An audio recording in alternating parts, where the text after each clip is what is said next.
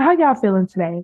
To all my beautiful, handsomes, and lovelies, you are currently tuned in to your Queen Talk Radio host, Miss Amber Nicole, and we are here to break down season 2, episode 7 of the True Speak segment. So today's topic is parenthood. This is such a huge and wide spectrum subject that can be explored on many different levels. There's so many different angles one could take when it comes to this topic. And this has a lot to do with the fact that, times have changed.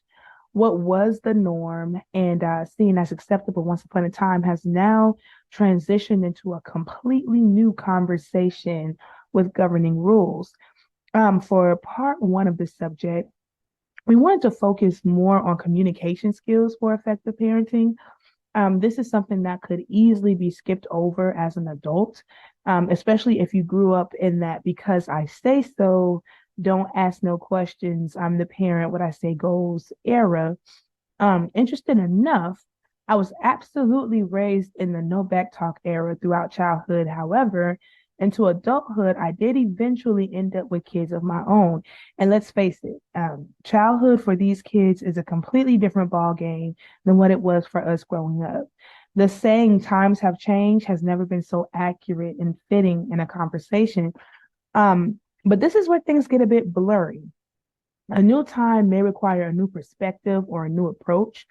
I understand the concept of what's not broken doesn't need to be fixed. But who said a system couldn't be tweaked or perfected, updated to better fit the times, even? So I believe the old school view of parenting consists of the whole concept that I don't have to be your friend, right?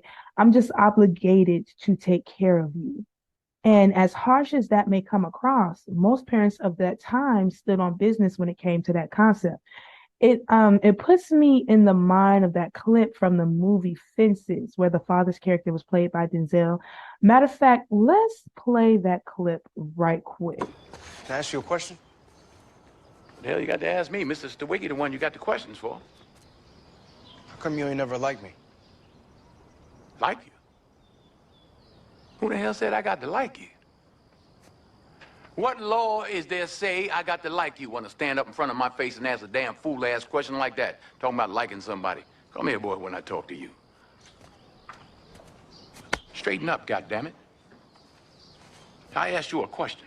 What law is there say I got to like you? None. All right, then. Don't you eat every day? Answer me when I talk to you. Don't you eat every day? Yeah. Nigga, as long as you in my house, you put a sir on the end of it when you talk to me. Yes, sir. You eat every day. Yes, sir. Got a roof over your head. Yes, sir. Got clothes on your back. Yes, sir. Why you think that is? Because of you?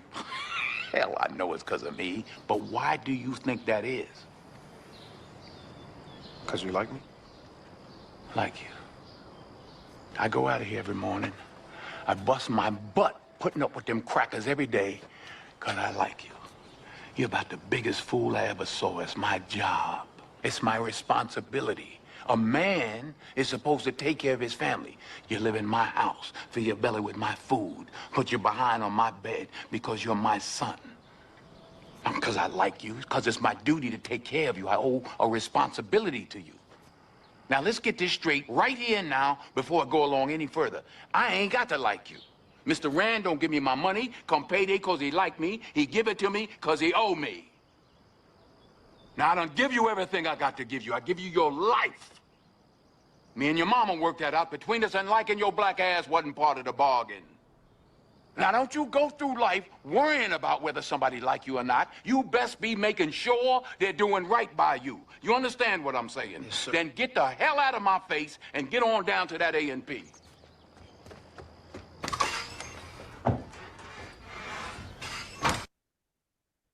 Yeah, I'm kind of 50-50 with that scene, right? Because the approach was definitely harsh, but the lesson in the message that he was trying to portray, I kind of get it. But either way, what I'm saying is at one point in time, right, they provided the necessities, covered the household bills and obligations, and focused less on genuine communication with their kids, right? So to put it bluntly, when your mama said, I'm not one of your little friends, she absolutely meant that. And more importantly, you felt that whether you agreed or disagreed with the concept.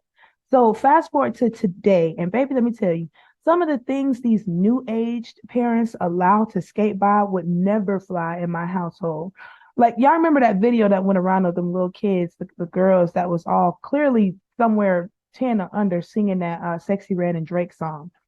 See, it can be argued that the old school approach is necessary for these new age kids because honestly, if it was a kids' party in my day and we got caught singing some mess like that, the party would have been over, right? Belts would have came out of the closet and everybody would have been sent home.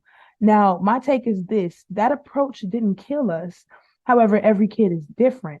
I honestly think in a situation like that, something definitely has to be done. Now, I'm not saying that there wouldn't have been any reprimanding, but I'm saying a genuine, intentional conversation on what's expected from a young lady, basic children etiquette, and like a conversation on what's inappropriate could have proven to actually been just as beneficial.